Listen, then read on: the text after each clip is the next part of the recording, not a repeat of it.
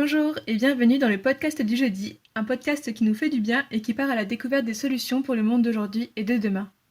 Chaque semaine, nous partirons à la rencontre d'un ou de plusieurs porteurs de projets qui ont lancé des initiatives au sein d'AgroParisTech. Nous mettrons la lumière sur ceux qui ont fait du vivant leur vocation et qui avancent vers un monde meilleur. Qui sont-ils?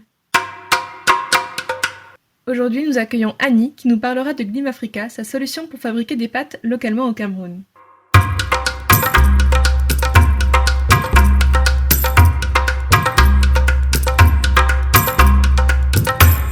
Bonjour Annie. Bonjour. Vous êtes food entrepreneur. Qu'est-ce que c'est? Food entrepreneur, c'est en fait je travaille sur la transformation d'ingrédients, de produits alimentaires d'Afrique. Voilà. D'accord, donc vous avez créé Glim Africa, c'est ça? Oui, Glim Africa, c'est en cours de création. C'est une D'accord. entreprise qui sera localisée au Cameroun. Vous êtes originaire du Cameroun ou c'est un pays que vous affectionnez particulièrement? Je suis originaire du Cameroun. Et c'est pour ça que vous voulez travailler justement avec le Cameroun. Oui, c'est pour ça que, en fait, Glim Africa, c'est un projet que j'ai à cœur depuis de très nombreuses années. Et je voulais valoriser la production locale parce que actuellement il y a beaucoup de, et c'est pas qu'actuellement, depuis pas mal d'années, il y a beaucoup de produits qui sont importés de l'étranger, et la production locale n'est pas assez transformée, et je voulais travailler pour la transformer, pour permettre qu'elle puisse être conservée à température ambiante, et que du coup ça puisse être intéressant pour les populations de consommer local. Parce qu'en France, nous, on consomme principalement des pâtes à base de blé. Au Cameroun, c'est pas possible, il n'y a pas de blé du coup qui est produit là-bas? Non, il n'y a pas de blé. Je sais qu'il y a eu quelques tentatives pour produire du blé, mais c'est pas un sol, on n'a pas un sol et un climat adapté pour la production de blé. Donc en fait, le fait d'utiliser du blé, ça a un coût autant économique qu'écologique finalement, parce que vous le faites venir de loin, donc c'est pas bien forcément pour l'économie et l'écologie, c'est ça?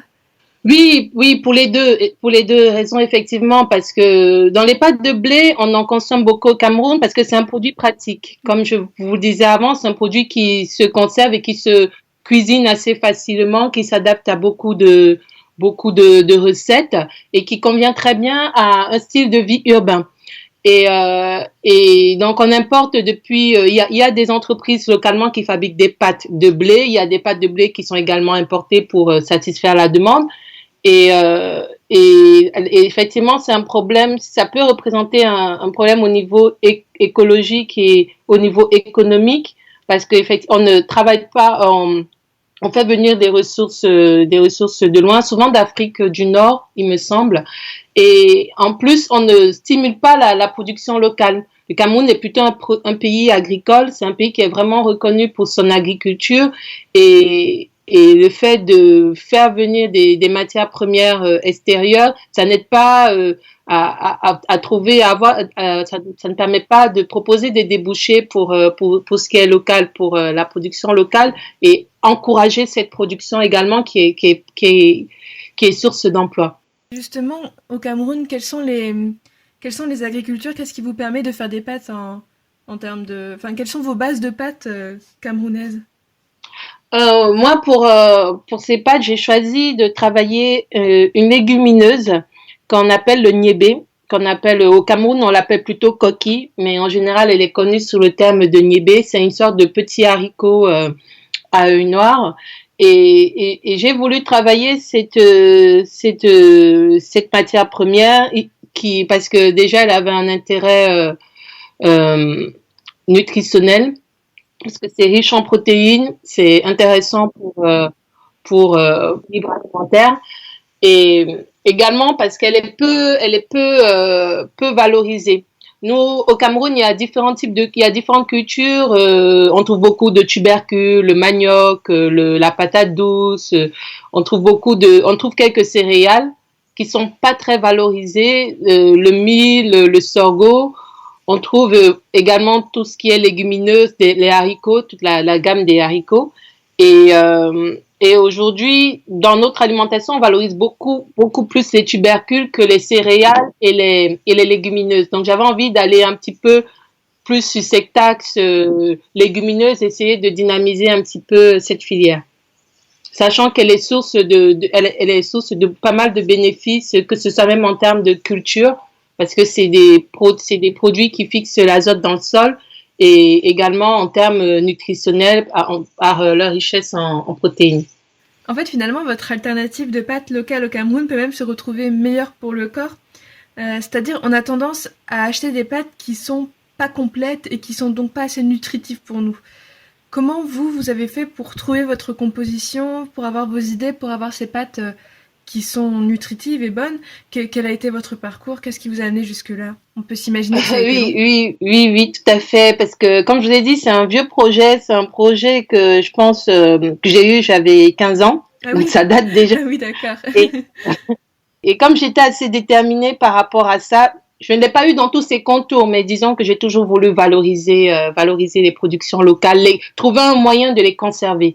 Ça, c'était ma première, c'était ma volonté à cet âge-là. Et j'ai organisé mon parcours par rapport à ça. Donc, j'ai fait une formation en agroalimentaire, j'ai fait une licence et un master en biologie appliquée à l'agroalimentaire. Je me suis spécialisée d'abord en R&D. J'ai commencé en recherche et développement. J'ai fait des stages dans ce domaine. C'était intéressant, mais après, je me suis dit, non, peut-être que pour le Cameroun, il vaudrait mieux que je connaisse mieux la production, parce qu'il faut pouvoir aussi produire en grande quantité pour pouvoir avoir des coûts intéressants, pour avoir des produits accessibles pour la population. Donc, je me suis spécialisée de nouveau. J'ai fait un deuxième master en production et j'ai travaillé du coup en tant que manager de production ici en France dans différentes entreprises. Sauf que j'ai pas mal mûri le projet. J'ai aussi vu les tendances qui se développaient au niveau de l'alimentation, tout ce qui est alternatif, un petit peu un retour des alimentations qui sont un peu plus engagées, où il y a une proximité par rapport aux agriculteurs. On ne souhaite plus forcément des grosses multinationales qui brassent,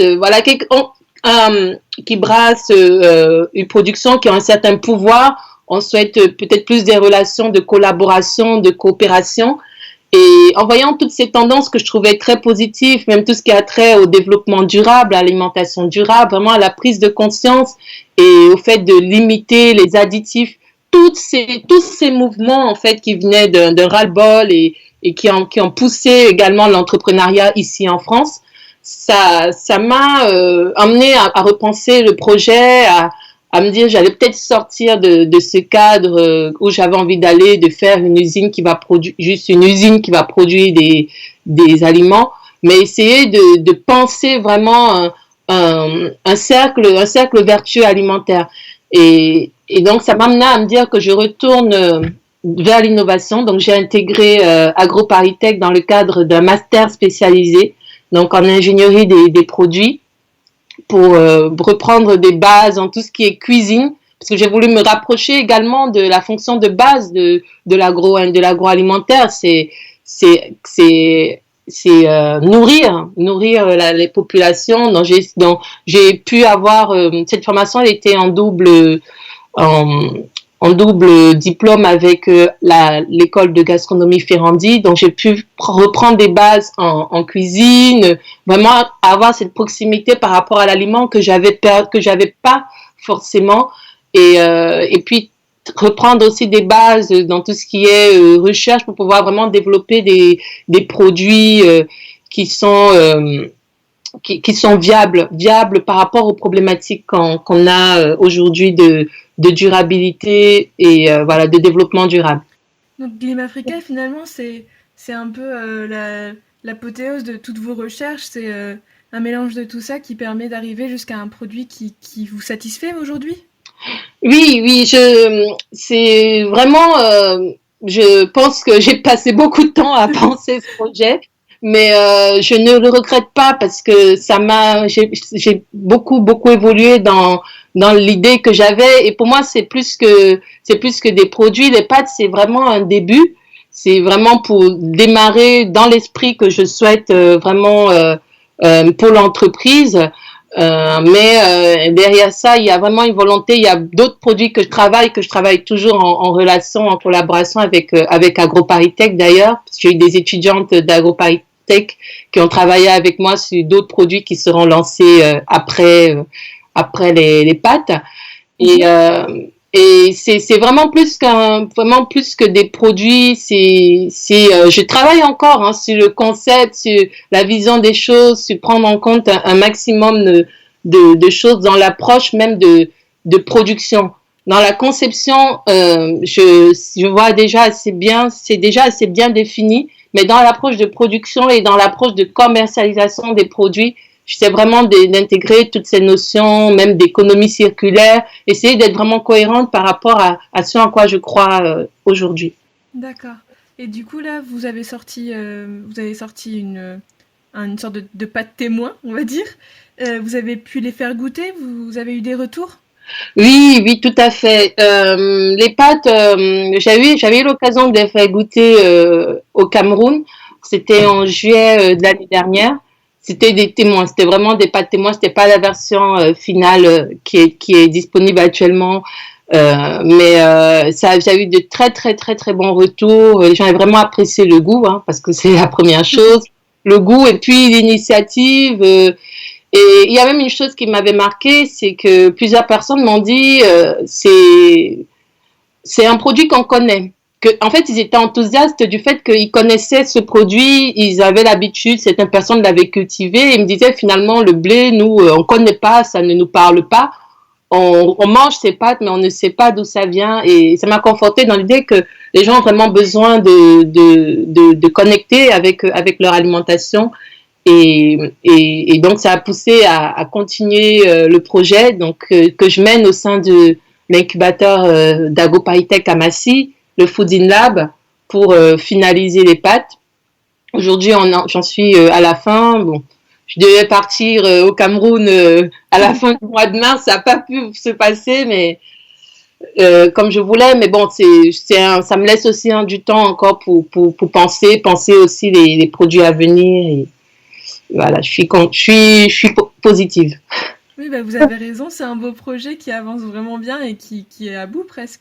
Et une dernière question pour clôturer cette interview, je voulais vous demander où est-ce qu'on pourra en trouver quand ils seront commercialisés? Pour l'instant, on va vraiment commercialiser. Je vais d'abord vraiment me focaliser sur le Cameroun. Il y a également des pistes en France, travailler avec des petites épiceries fines. Voilà, c'est des pistes, mais comme on n'est pas nombreux sur le projet. Moi, en France aujourd'hui, je suis seule. Bon, je travaille également avec un chef, mais il est moins présent sur le projet. Il n'y a pas quelqu'un qui est vraiment axé sur la partie commercialisation. Donc, j'ai voulu vraiment déjà mettre en place les choses au Cameroun. Ça, c'est ma priorité. Mettre en place la production et la commercialisation au Cameroun. Et je sais qu'avec le temps, de nouvelles personnes souhaiteront intégrer et que le projet pourra s'aimer davantage. C'est ce qu'on espère pour vous en tout cas. Merci d'avoir répondu à nos questions et à bientôt. Merci. Merci beaucoup. Vous avez maintenant toutes les infos en main sur Glim Africa, en espérant que vous pourrez goûter leurs produits un jour. En attendant, on se retrouve la semaine prochaine pour un nouveau podcast.